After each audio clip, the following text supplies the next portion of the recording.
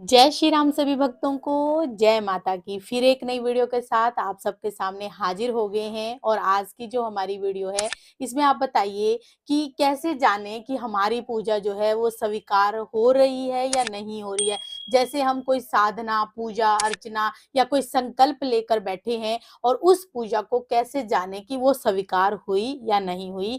अंत तक बने रहिए, तभी आपको सारी वीडियो समझ में आती है। अगर वीडियो अच्छी लगती है तो लाइक करें, शेयर करें, कमेंट करें, और अगर चैनल पे पहली बार ही देख रहे हैं तो चैनल को भी जरूर सब्सक्राइब कर दें। साथ में बेल आइकन है उसको प्रेस कर दें, ताकि आने वाली हर एक वीडियो की नोटिफिकेशन सबसे पहले ही आपके फोन में पहुंच जाए। चलिए शुरू करते हैं आज की वीडियो। जय श्री राम। जय श्री राम। जय श्री बालाजी महाराज। बाबा की असीम कृपा सदैव आपके ऊपर बनी रहे और मेरी माई जगत जननी माँ भवानी अम्ब की कृपा आपके घर में अन्नपूर्णा रूप में वास करे। जय माता की। आपकी पूजा स्वीकार हो रही है या नहीं हो रही, आप इसमें संदेहजनक बात मन में उत्पन्न होती है जब हम भगवान की पूजा याचना करते हैं और करने के बाद जब हम चाहते हैं कि इसका पुरुषार्थ हमें मिला है या नहीं मिला। ये तो उसी प्रकार से हो गया कि अगर हमने कोई बीज मान लो धरती पर डाला है, अमरूद का बीज डाला है, तो उसमें हमें पेशेंस और धैर्य दोनों ही रखना पड़ता है कि कब हमें उसका फल की प्राप्ति होगी।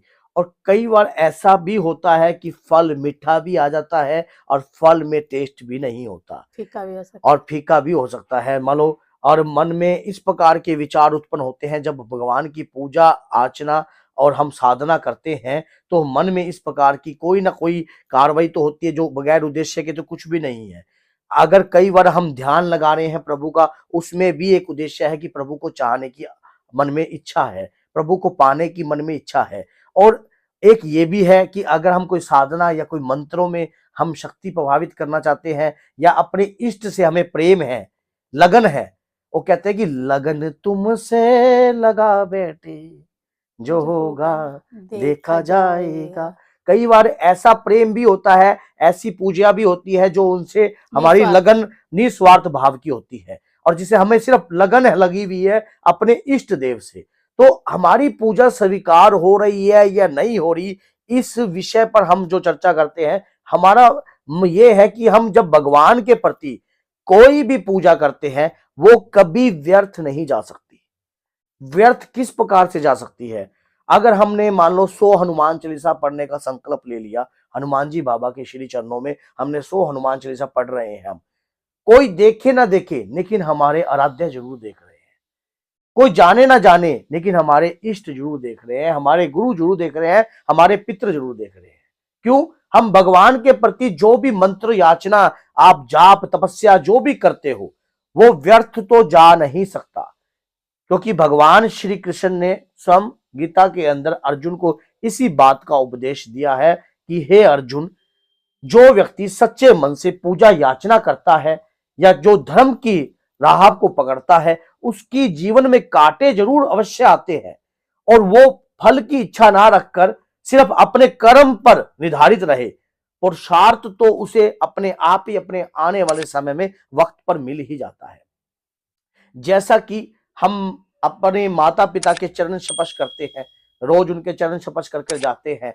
अगर हमारे जीवन के अंदर हमारे हाथ का टूटना तय है, हमारा एक्सीडेंट लिखा है और हम अपनी माता के चरण छू रहे हैं या अपने इष्ट और आराध्या की पूजा करके जा रहे हैं, हम कहते हैं कि हे प्रभु हमारे ऊपर कृपा बनाए रखना, और अचानक ही हमारा हाथ आज टूटना ही था। अगर हमने ये अगर पूजा ना करी होती और माँ का आशीष ना लिया होता, और आगे जाते हैं अचानक ही एक गाड़ी वाला आता है, जोर से उंगली पर चोट लग जाती है। आप इसमें दो बातों का संदेह ले सकते हो, क्या कि मैं एक तो पूजा करके चला जब मेरे साथ ये काम हुआ, अब एक बात ये भी हो सकती है कि मेरे साथ क्या पता इससे बड़ा लिखा था जो इतने में ही सर गया। ये सकारात्मक और नकारात्मक विचार हमारे अंदर ही तय होते हैं। प्रभु की भक्ति के प्रति जब हम अपनी इच्छा को प्रकट करते हैं, प्रभु की भक्ति करने के लिए हमें निस्वार्थ भाव रखना चाहिए। हमारी पूजा स्वीकार हो रही है, इसका संदेह यही है कि अगर आप अच्छा खा रहे हो, अच्छा पहन रहे हो, प्रभु के नाम का जाप कर रहे हो और आने वाले वक्त में आपकी हर बुराइयां, देखो कांटे तो हर किसी को मिलते हैं। क्या मीरा रानी को कांटे की सैया पे नहीं सोना पड़ा? क्या जहर का प्याला उनको नहीं पीना पिया? क्या आप सोच के देखो, कष्ट और दर्द सहन करके ही परमात्मा की प्राप्ति होती है, कृपा की प्राप्ति होती है। हम जो भगवान के प्रति पूजा कर रहे हैं उसमें से स्वार्थ की भावना को हमें दूर करना होगा। हमारी पूजा स्वीकार है, 101% स्वीकार है, लेकिन कौन सी पूजा?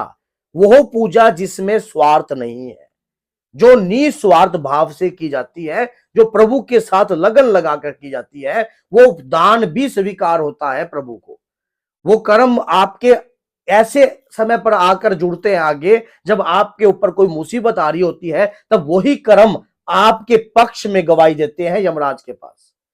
जब आपने जीवन में आप सोचते हो कि मैंने पाप ही पाप करा, जब ऊपर की अदालत में आपकी करी हुई पूजा ही आपका साथ देगी, प्रभु के प्रति करी हुई भक्ति ही आपके पक्ष में गवाही देगी, और कुछ नहीं गवाही दे सकता। इसलिए भगवान के प्रति जब भी हम कोई पूजा याचना साधना तपस्या करते हैं तो हमें निस्वार्थ भाव से करनी चाहिए। हमारी पूजा अवश्य ही स्वीकार होती है। क्यों? इसको कोई नहीं टाल सकता उनकी भक्ति करने से, क्योंकि वो सार्वजनिक है, एक नहीं है, कण कण में वास करता है, हर मन में वास करता है, हर तन में वास करता है। तो वो सभी के ऊपर अपनी निस्वार्थ भाव से कृपा देता है।